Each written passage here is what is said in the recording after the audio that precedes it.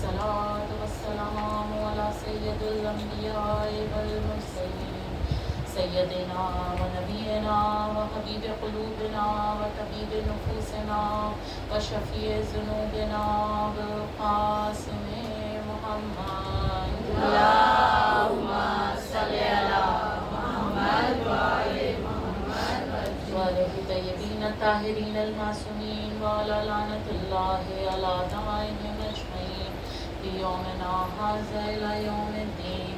اما بعد فقد قال اللہ تبارک و تعالی فی کتابہ المبین وهو اصدق الصادقین. دعائے سلامتی بسم اللہ الرحمن الرحیم. اللہم کل ولیک الحجۃ ابن الحسن صلواتک علیہ وعلی آلہ فی هذه الساعة وفی کل ساعة ولیا وحافظا وقائدا وناصرا ودلیلا وعینا حتی تسکنہ ارزقہ وتمتعه فيها طويلا.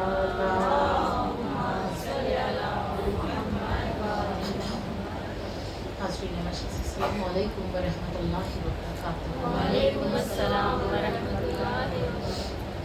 جو لوگ کل مجلس میں موجود تھے جن کو شرکت کا شرف ملا تھا ان کے حوالے کی بات کی تھی کہ رسول خدا محمد مصطفیٰ صلی اللہ علیہ وسلم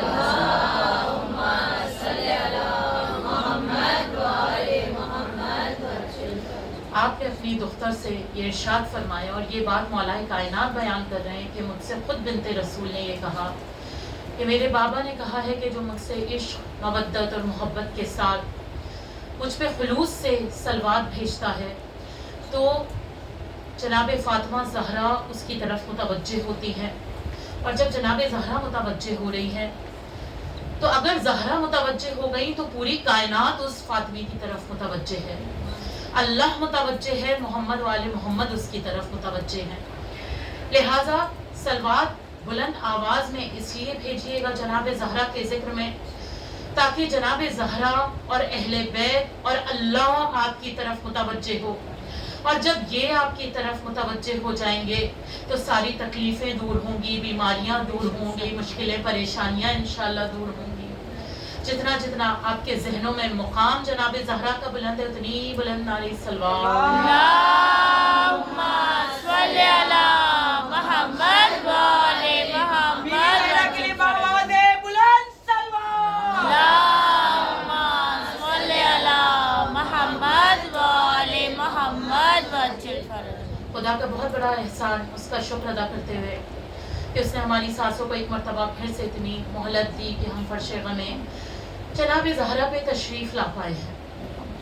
عزیزو, یہ ایسا ذکر ہے محمد والے محمد کا کہ ہم جتنی مرتبہ یہ ذکر آتا ہے اور سنتے ہیں ہر بار کوئی نہ کوئی ایک نیا پردہ اٹھتا ہے, کوئی نہ کوئی ایک نئی بات ہمارے ذہنوں کے حوالے کی جاتی ہے. اور ہم اگر شہزادی زہرا کی زندگی کے کسی بھی زاویے کو دیکھیں, کسی بھی پہلو کو دیکھیں تو وہ صرف اور صرف ہدایت نظر آ رہی ہے جناب زہرا کی زندگی. کل میں نے یہ بھی آپ کے سامنے عرض کیا تھا کہ آپ نے اپنی 18 برس کی مختصر سی زندگی میں کہیں پہ بہانہ نہیں بنایا کہ وہ ایک ینگ گرل ہے, صرف 18 برس کی ہے تو وہ اپنے بابا کی شہادت کے بعد کیسے علی کی ولایت بچائیں گی, کیسے وہ دین اسلام بچائیں گی. نہیں, بلکہ آپ نے 18 برس میں بھی دین اسلام کو ضرورت پڑی تو آپ نے اس طرح سے دین کی حفاظت کی ہے, اس طرح سے دین کی حفاظت کی ہے کہ اگر آپ دین کی حفاظت نہیں کرتی تو 1.25 لاکھ انبیاؤں کی محنت بیکار ہو جاتی. تنہا جناب زہرا دین اسلام کی حفاظت کر کے اور اس کے بعد تمام اماموں کے حوالے اس کو کر کے اس دنیا سے رخصت ہوئی ہے. عزادارین امام, اگر آپ دیکھیں کہ جناب زہرا کا جیسے میں نے عرض کیا کہ ان کا مقام ہمارے ذہنوں میں اتنا بلند ہے کہ آیت اللہ جواد عملی کہتے ہیں کہ اللہ کا شکر ادا کرو کسی نے پوچھا کس چیز کا شکر ادا کیا جائے تو آپ ارشاد فرماتے ہیں اس بات کا شکر ادا کرو کہ آپ کے ذہنوں میں جتنا بلند مقام جناب فاطمہ زہرا کا ہے اتنا بلند مقام کوئی اور خاتون کا نہیں ہے. اتنا بلند مقام جو ذہنوں میں جناب زہرا کا ہے نا کہ جس کے اوپر کسی اور کا مقام نہیں ہے, تو یہ اللہ کی طرف سے دی ہوئی ایک عظیم نعمت ہے کہ جو فاطمیوں کو ملی ہے. اس عظیم نعمت کے لیے, فاطمی ہونے کے لیے, حسین کا عزادار, ولایت علی کا اقرار کرنے کے لیے اللہ نے ہمیں جو یہ ایسے گھرانوں میں پیدا کیا ہے, اس کے لیے ایک مرتبہ بآواز بلند نعرہ اللہم صلی علی محمد و آل محمد وعجل فرج. پھر ہم نے آپ کے سامنے کل یہ بھی عرض کیا تھا کہ مولا کائنات اور جناب زہرا کی جو ایک عظیم کوالٹی وہ یہ کہ آپ میں صبر اس مقام کا پایا جا رہا ہے کہ اس کے آگے صبر ایوبی بھی کم نظر آئے گا. اتنا بلند صبر کا معیار, اتنا بلند کہ مولا کائنات کو جب رسول اللہ جناب زہرا اور آپ کی شہادت کے بعد کے سارے واقعات بتا رہے ہیں تو مولا کائنات کہتے ہیں یا رسول اللہ تو میرے لیے کیا حکم ہے؟ تو حضور کہتے ہیں کہ یا علی بس صبر کریے گا. وہ علی کے جن کو ہر وقت رسول اللہ نے کہا کہ آپ تلوار لیجئے اور جنگ فتح کر کے آئیے, ابھی علی کو تلوار لے کے جنگ فتح نہیں کرنا ہے بلکہ خاموش رہ کے تلوار میان میں رکھ کے اپنی زوجہ پہ ہوتے ہوئے ظلم کو دیکھ کے اپنا حق چھنتا ہوا دیکھ کے پھر بھی صبر کرنا ہے. اور وہی جناب زہرا کا معیار کہ صبر ہے, صبر ہے, صبر ہے اور اللہ کی ہر بات کے اوپر راضی ہے. آپ کو پتہ ہے یہ صبر کتنی بڑی کوالٹی ہوتی ہے, اور یہ کوالٹی ہمارے اندر پائی نہیں جاتی ہے بلکہ اللہ جسے چاہتا ہے اسے عطا کرتا ہے. اور کسے عطا کرتا ہے؟ کہ جو اللہ سے بے پناہ محبت کرتا ہے. ایک پوائنٹ آپ کے سامنے بیان کرنا چاہ رہی ہوں انشاءاللہ پھر آگے, کہ کب انسان صبر کرتا ہے کہ جب کسی سے وہ بے انتہا محبت کر رہا ہوتا ہے. اب اگر اس کی طرف سے کوئی بھی چیز آ رہی ہے, اگر اچھی چیز ظاہراً ہمارے لیے ہمیں اچھی لگ رہی ہے تو تب تو بہت اچھی بات, اور اگر ظاہراً ہمیں یہ لگ رہا ہے کہ نہیں ہمیں یہ چیز پسند نہیں ہے, فار ایگزامپل بیماری ہمیں پسند نہیں, فائنینشیل لاس ہمیں پسند نہیں, لیکن اللہ کی طرف سے آ رہا ہے اور یہ بندہ اللہ سے خالص محبت کرتا ہے, تو یہ اس پہ صبر کرے گا یہ سوچ کے کہ مجھے یہ نہیں دیکھنا ہے کہ میری طرف کیا آ رہا ہے بلکہ یہ دیکھنا ہے کہ کس کی طرف سے آ رہا ہے. جناب خلادہ کو اتنا بلند مقام جو آخرت میں دیا جائے گا کہ آپ کو جناب داؤد کی زوجہ بنایا جائے گا, تو وہ کس لیے؟ جناب داؤد نے جب پوچھا کہ آپ کی ایسی کیا کوالٹی ہے تو وہ کہتی ہے بہت انسسٹ کرنے کے بعد کہ میرے پڑوسیوں کو, میرے رشتہ داروں کو, میرے گھر والوں کو لگتا ہے کہ میں بہت, ایگزامپل کے طور پہ جو ہم لوگ عام لینگویج میں ورڈ یوز کرتے ہیں, بہت بیچاری ہوں کہ ہر وقت مجھ پہ تکلیفیں آتی رہتی ہیں, ہر وقت میں پریشان رہتی ہوں, لیکن مجھے تو کوئی وہ پریشانی ہی نہیں لگتی کیونکہ میری طرف جو آتا ہے وہ میرے اللہ کی طرف سے آتا ہے. تو نبی داؤد نے کہا خلادہ آپ کی یہ کوالٹی اللہ کو اتنی پسند آئی ہے کہ جنت میں انہی نے آپ کو میری زوجہ بنا دیا ہے. صبر, جناب آسیہ کا صبر کہ آپ نے فرعون جیسے شوہر کی زوجہ بن کے زندگی گزاری, اور پھر جب اس کو پتا چلا کہ یہ حقیقی معبود کی ماننے والی ہے تو کیا کیا گیا؟ بہت سخت طرح سے جناب آسیہ کو شہید کیا گیا نا, کہ آپ کی پوری باڈی میں کیلیں ٹھکوا دی گئیں, آپ کو ٹھکوا دیا گیا کیلوں سے, اور اس کے بعد آپ کے سینے پہ بھاری وزنی پتھر رکھے گئے, آپ کی سانس رکتی جا رہی تھی, لیکن ان رکتی ہوئی سانسوں کے درمیان بھی اگر کسی کا نام تھا تو وہ رب ذوالجلال کا نام تھا. اس صبر کے بدلے میں اللہ نے جناب آسیہ کو کیا دیا؟ جنت میں رسول خدا محمد مصطفیٰ صلی اللہ علیہ وآلہ وسلم, جنت کی ملکہ ہے زہرا, زہرا کا شان علی علی, جنت کی حاجت رکھتے ہو تو زور سے بولو علی علی, جنت میں انٹری پانی ہے تو زور سے بولو علی علی, جنت کے میوے کھانے ہیں تو زور سے بولو علی علی, کربلا, نجف, مکہ, مدینہ, سامرا, حرمین جانے کی حاجت ہے, دونوں ہاتھ بلند کر کے نعرے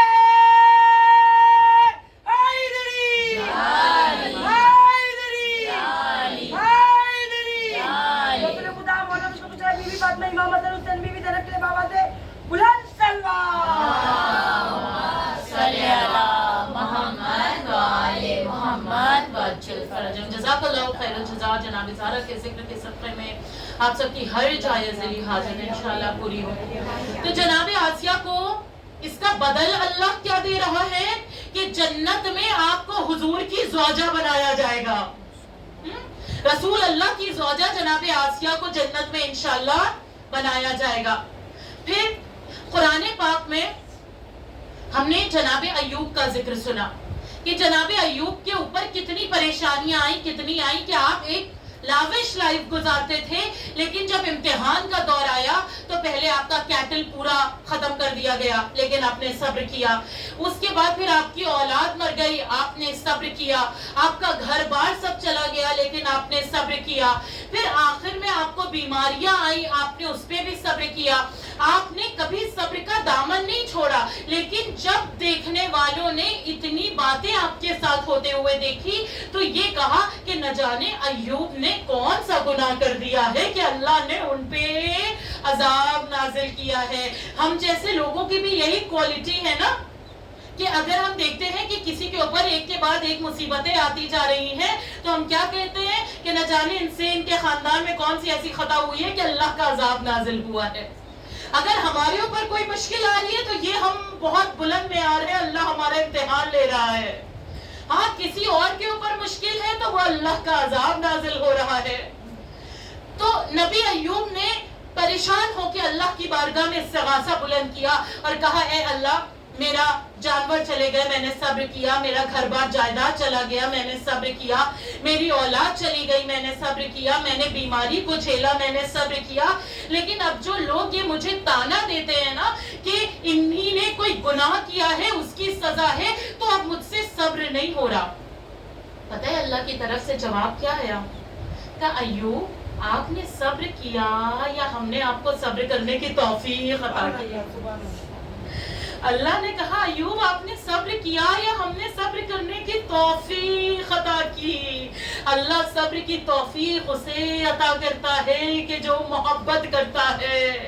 چھٹے امام جعفر صادق علیہ السلام صبر کرنے والا یعنی اللہ کی ہر بات پہ راضی رہنے والا. اور جناب زہرا کا لقب کیا؟ راضیہ. جب جناب امام جعفر صادق سے پوچھا گیا تھا نا کہ راضیہ کا مطلب کیا ہے تو امام صادق نے یہی تو کہا تھا نا کہ اللہ کی ہر بات پہ راضی رہنے والا.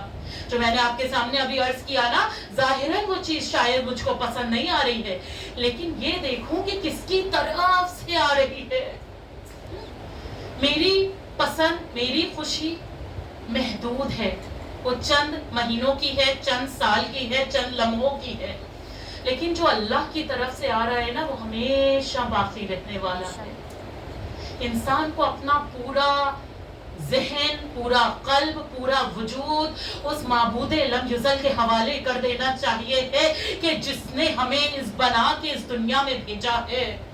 ہاں سب کچھ اللہ کا ہے، سب کچھ اللہ کا ہے. جب بندہ اللہ کا ہو جاتا ہے نا تو پھر جو بندے کے دل میں ہوتا ہے اللہ وہ سب کرنا شروع کر دیتا ہے کہ میرے بندے تو نے اپنا دل مجھے دیا ہے، اب تیرے دل میں جو ہے وہ سب میں کر کے دوں گا انشاءاللہ. تمام کے دل کی حاجات کی قبولیت کے لیے ایک مرتبہ آپ آواز بلند نعرہ صلوات. اللہم صلی علی محمد و آل محمد وجل فرج. پھر رسول خدا محمد مصطفیٰ صلی اللہ علیہ وآلہ وسلم مجلس کا آغاز اسی بات کے اسی جملے کے حوالے سے کہ جو میں نے آغاز میں عرض کیا کہ شہزادی کے زندگی کا ہر پہلو، ہر زاویہ ہمارے لیے ہدایت ہے، ہماری تربیت کر رہا ہے. حضور کی خدمت میں ایک شخص آیا اور آ کے کہنے لگا یا رسول اللہ میں چاہتا ہوں میں اپنی اولاد کی بہترین سے بہترین تربیت کروں، اس کو ہدایت والے راستے پہ رکھوں. تو حضور نے ایک لمبی چوڑی لسٹ نہیں بتا دی کہ اولاد کو یہ بتاؤ یہ بتاؤ یہ بتاؤ. رسول اللہ نے کہا تم اپنی خود کی تربیت کر لو، اولاد کی تربیت خود بخود ہو جائے گی.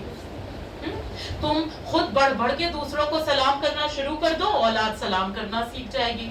تم صدقات اور خیرات کرنا شروع کر دو، اولاد دیکھے گی تو صدقات اور خیرات کرنا شروع کر دے گی.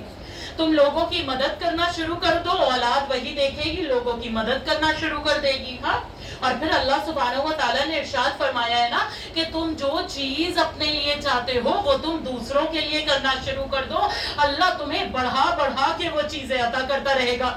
تم دوسروں کو خوشیاں دو گے، اللہ خوشیاں بڑھا کے دے گا۔ تم غم دو گے تو اپنے لیے تکلیفوں کی تیاری کر لینا۔ تم دوسروں کو علم دو گے تو اللہ تمہارے علم میں اضافہ کرتا جائے گا، اور اگر جہالت دیتے رہو گے تو اور جاہل ہوتے جاؤ گے۔ اللہ نے کہا ہے نا وہ بڑھا بڑھا کے دیتا جا رہا ہے۔ تم دوسروں کی مدد کرو گے، تمہارا وقت آئے گا، ایسا تو کوئی نہیں ہوتا نا کہ جسے زندگی میں کبھی مدد کی ضرورت نہیں پڑے، تمہاری مدد ہوگی۔ فار ایگزامپل تم نے کسی سے قرضہ لیا، کسی کے پیسے لیے، مار کے بیٹھ گئے، تیار ہو جاؤ، کبھی نہ کبھی تمہارا کچھ نہ کچھ جائے گا، اللہ نے وعدہ کیا ہے۔ اور یہ نہیں کہ صرف اتنا بلکہ بڑھا بڑھا کے دیا جائے گا۔ ایک شخص کا واقعہ بتایا جاتا ہے کہ وہ پہلے اس کے پاس تھوڑا بہت شاید اماؤنٹ ہوا کرتا تھا، فائنینشیل پرابلم اتنی نہیں تھی تو وہ چیریٹی اور یہ وہ سب کرتا تھا، لیکن پھر ایک ایسا وقت آیا کہ جب اس کے اوپر بھوک فقر و فاقہ ہو گیا، اور اتنا فقر و فاقہ ہوا کہ اس کے پاس کچھ کھانے کو نہیں، اس میں وہ سو گیا۔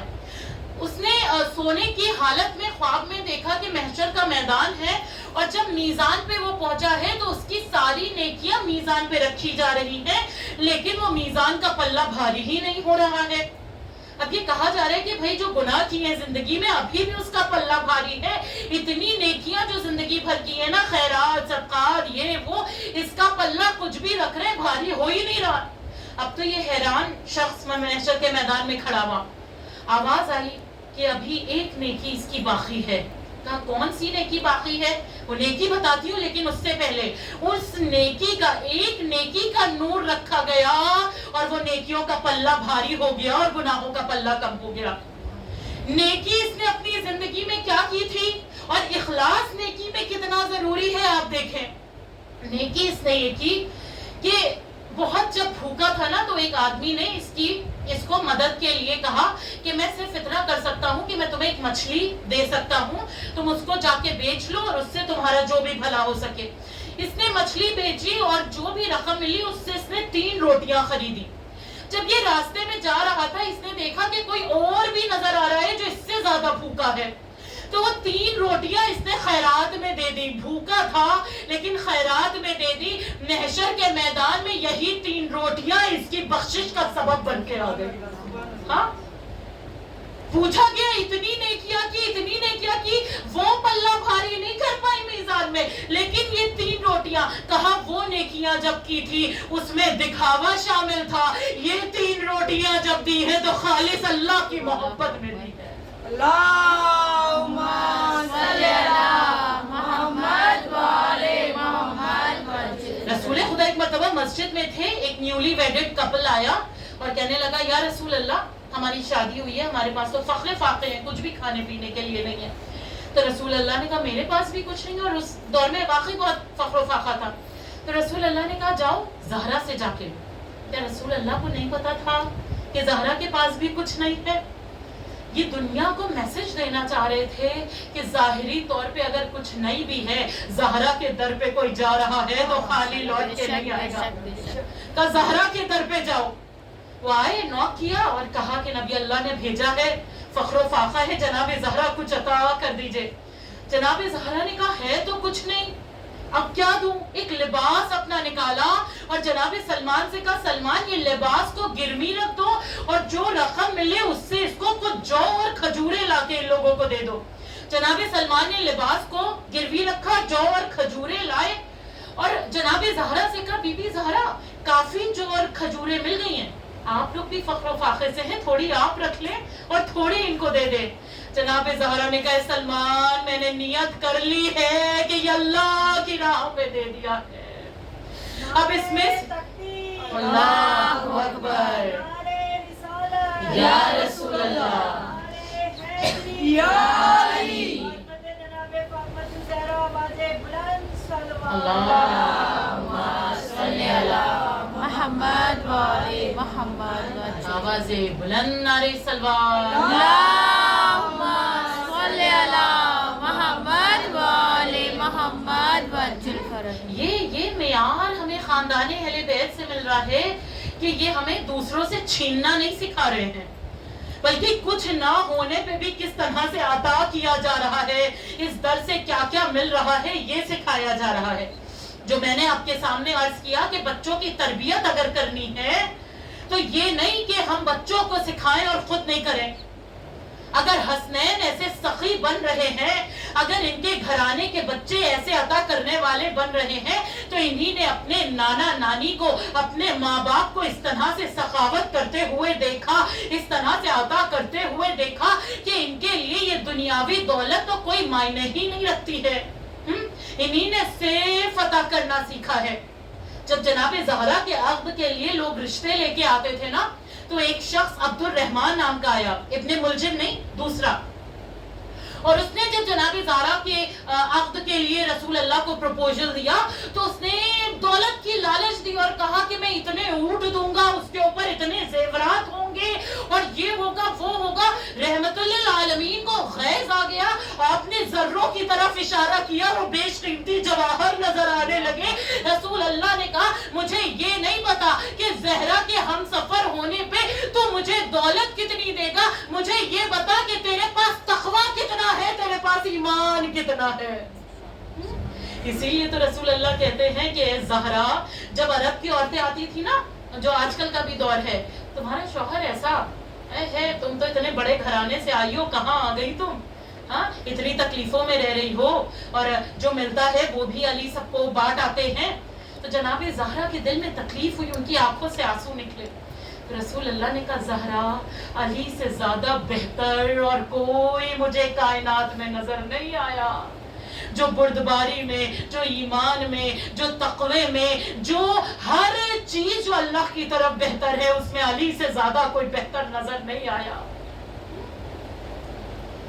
اگر رسول اللہ کہتے کہ نہیں، ہم تو صرف دولت دیکھیں گے کہ میری بیٹی آرام سے رہے، ہم اپنے بچوں کو بچپنے سے منی مائنڈڈ بناتے ہیں نا، ہم ان کو یہ نہیں کہتے ہیں کہ آگے جا کے اچھے انسان بننا، ہم ان کو یہ کہتے ہیں کہ پڑھائی کرو تاکہ جاب اچھی ملے، تاکہ اچھی زندگی گزار سکو، تاکہ بڑا گھر لے سکو، تاکہ جو بھی دنیا کے آرام ہے وہ سب تم لے سکو۔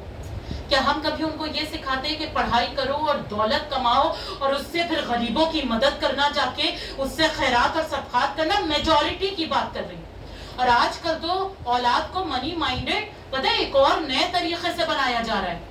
آج کل جو شادیاں کی جا رہی ہیں وہ شادی کرنے کے لیے نہیں کی جا رہی ہیں، بلکہ لڑکے والوں سے مال لینے کے لیے کی جا رہی ہیں، کہ شادی کرو تاکہ لڑکے کے گھر پہ قبضہ کیا جا سکے، شادی کرو تاکہ ایلیمنی مل سکے، شادی کرو تاکہ اولاد لے کے واپس مائکے آنا، بیچارہ غریب کیا کرے گا، مہینے کا خرچہ دیتا رہے گا۔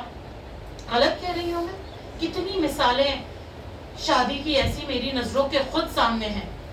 یہ بیچارہ سیدھا سادہ لڑکا، شادی کی گئی اور اس کے بعد وہ گھر پہ قبضہ اور یہ اور وہ، پریشان کہ وہ جس کو رسول اللہ سنت بتا رہے ہیں، جس کو نفس ایمان بتا رہے ہیں، اس کو دنیا والوں نے کیا بنا کے رکھ دیا ہے؟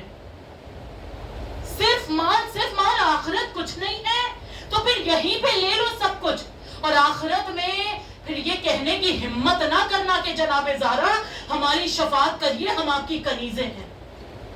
پھر جناب زہرا کہیں گی یہ میری کنیزیں نہیں ہے، یہ ہو ہی نہیں سکتی میری کنیزیں۔ جناب زہرا کا کردار ہمیں قربانیاں سکھا رہا ہے، ہمیں سیکریفائس سکھا رہا ہے، ہمیں صبر سکھا رہا ہے۔ آپ کے سامنے پہلے بھی عرض کر چکی ہوں، جناب خدیجہ کتنی امیر، کتنی دولت مند تھی، لیکن کبھی رسول اللہ سے شکوہ نہیں کیا تھا کہ میں محلوں سے آئی، آپ نے مجھے ایک چھوٹے سے گھر میں بھوک اور پیاس کے عالم میں رکھا تھا۔ جناب زہرا کا بھی وہی معیار نا۔ اور پھر جب رسول اللہ نے یہ کہا نا کہ زہرا مجھے علی سے زیادہ بہترین کوئی ہمسفر آپ کے لیے ملا ہی نہیں پوری کائنات میں، اور پھر ایک مرتبہ رسول خدا کا چہرہ جو خود نورانی، دنیاوی لحاظ سے صرف ایکسپلین کرنے کے لیے اصحاب کہتے ہیں کہ ایک دن ہم نے دیکھا کہ رسول اللہ کا چہرہ مثل 14ویں کے چاند کے چمک رہا تھا۔ تو اصحاب نے پوچھا یا رسول اللہ اس نورانی چہرے پہ اور چمک کیسی آئی؟ تو رسول اللہ کہتے ہیں آج عرش پہ اللہ نے علی اور زہرا کا عقد کیا ہے، عقد کیا ہے رسول اللہ، اتنی خوشی۔ کہا نہیں، جب عقد ہوتا ہے ہم سب جانتے ہیں نا، نکاح ہوتا ہے تو کچھ تبرک بانٹا جاتا ہے تو رسول اللہ کہتے ہیں علی اور زہرا کے چاہنے والوں کے لیے، ان کے شیعوں کے لیے اللہ نے تحفے بھی رکھے ہیں۔ یا رسول اللہ کیا تحفے ہیں؟ کہا یہ سب کے سب جب محشر کے میدان میں آئیں گے، جو جنت میں جو شجر طوبہ ہے نا، اگر دنیاوی مثال دوں، چکس پہ تمام شیعوں کے نام لکھے ہیں۔ جب یہ محشر کے میدان میں آئیں گے، شجر طوبہ ہلایا جائے گا، سارے علی والوں کے نام ان پرچیوں پہ لکھے ہوں گے، جس کا نام آتا جائے گا جنت میں داخل نعرہ ہوگا۔ حیدری حیدری حیدری مولا علی کے بابا سے بلند سلوات۔ اللہم صلی علی محمد و آل محمد وعجل فرج۔ تو پھر اگر ہم اپنا کردار سنوارے تو شجر طوبہ سے ایک چٹ ہمارے نام کی بھی انشاءاللہ نکلے گی، پھر ہم سب انشاءاللہ جنت میں وہاں رہیں گے کہ جہاں جناب زہرا کا گھر ہوگا، ان کے پڑوسی ہوں گے انشاءاللہ۔ اور پھر یہ نہیں ہوگا کہ جنت تو بہت بڑی ہے نا، بہت بڑی، یہ نہیں کہ ہزاروں سال کے فاصلے پہ ہم جنت تو پہنچ گئے، لیکن ہزاروں سال کے فاصلے پہ اہل بیت سے ہیں۔ جب ہم ان کے پڑوسی ہوں گے، اس مقام پہ ہوں گے، اعلیٰ علیین کا جو مقام، کہ جو پڑوسی محمد والے محمد کا ہوگا، کہ جب منازل الاخرہ کے جملے، کہ جب جناب زہرا پھر مسکرائیں گی نا اور جنت میں روشنی ہوگی، تو ہم جنت کی روشنی کے ساتھ جناب زہرا کی خوبصورت مسکراہٹ بھی دیکھ پائیں گے انشاءاللہ۔ عزاداران امام، اس دنیا میں ان کی ہم کو ایسی ہدایت ملے کہ آخرت میں ہم ان کی شفاعت پا کے اعلیٰ علیین کا مقام جنت میں حاصل کر سکے۔ ایک مرتبہ اس کے لیے بآواز بلند نعرہ صلوات۔ اللہم صلی علی محمد و آل محمد وعجل فرج۔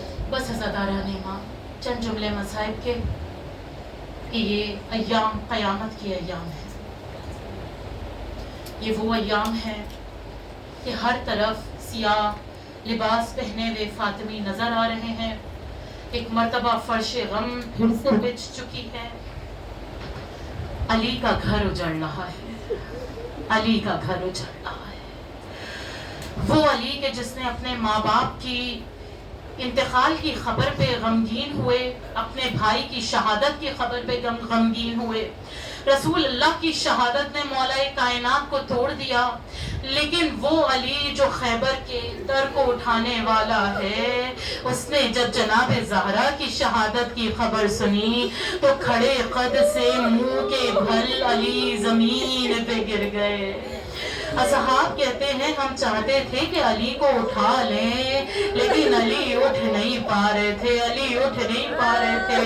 یا زہرا یا زہرا، اور کہتے تھے یا رسول اللہ، جو آپ امانت میرے حوالے کر کے گئے تھے وہ اپنی موت نہیں مری ہے، بلکہ اسے مجھ سے چھین لیا گیا ہے۔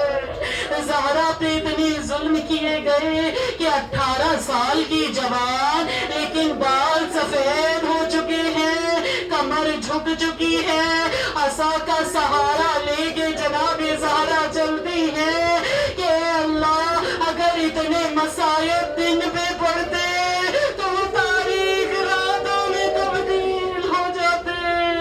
عزاداران امام، آپ کی آوازیں بلند ہو رہی ہیں، انشاءاللہ ابھی اور گریہ کریں گے۔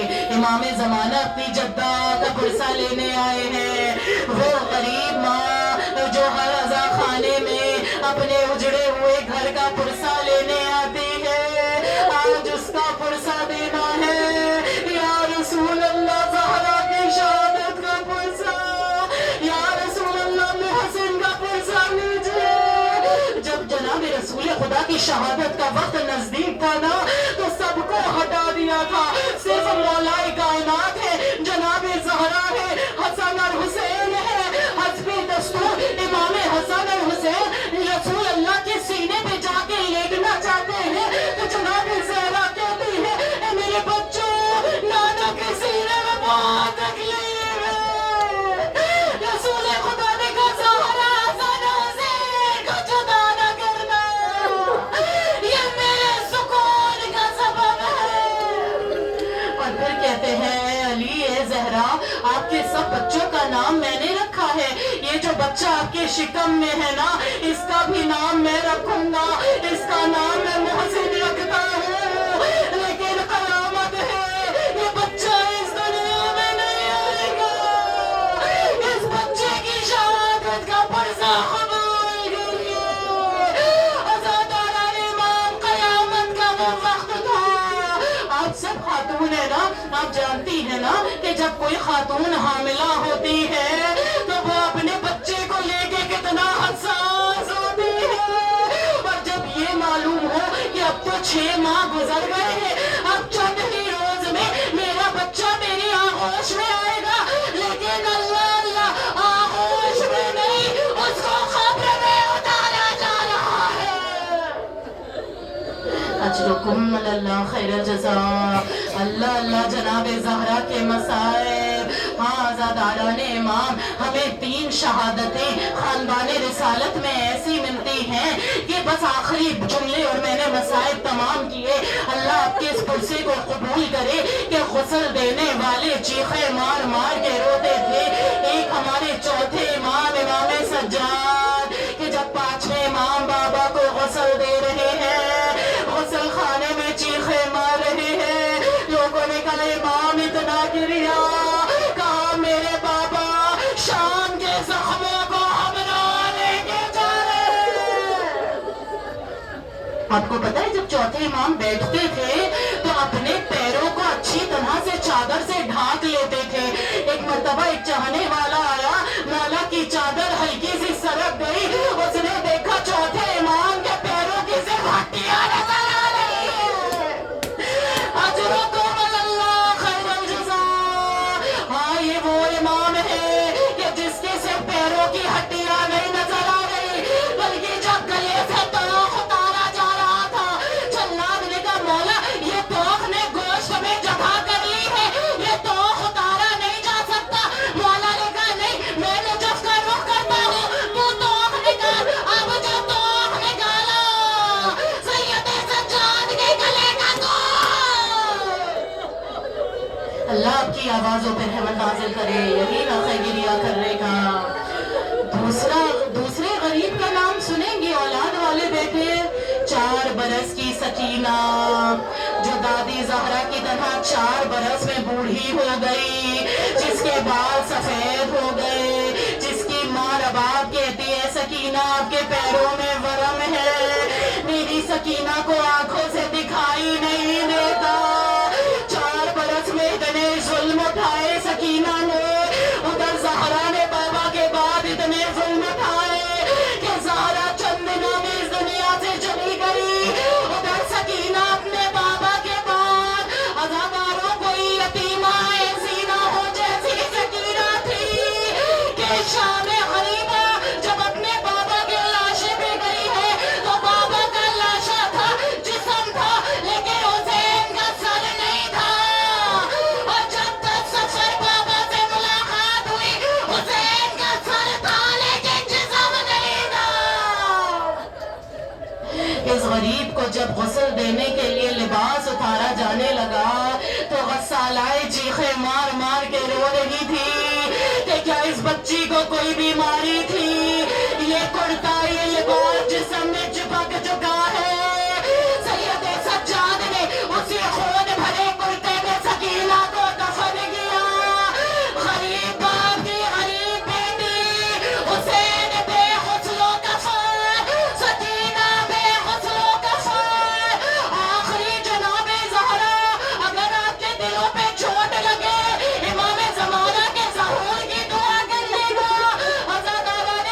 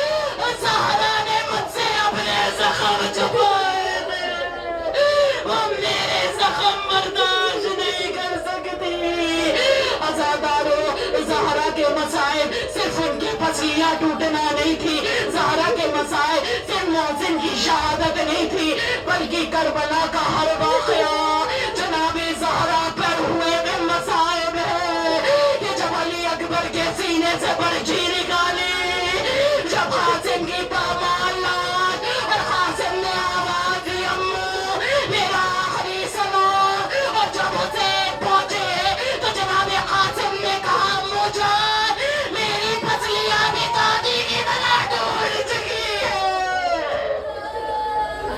انا للہ و انا الیہ راجعون۔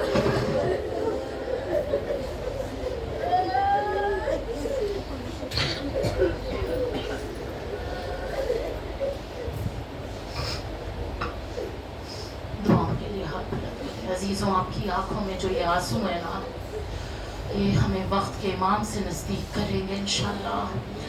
اے اللہ ہماری اس مجلس کو اپنی بارگاہ میں شرف قبولیت عطا فرما، مانی مجلس حاضرین مجلس کی ہر جائز حاجت قبول فرما۔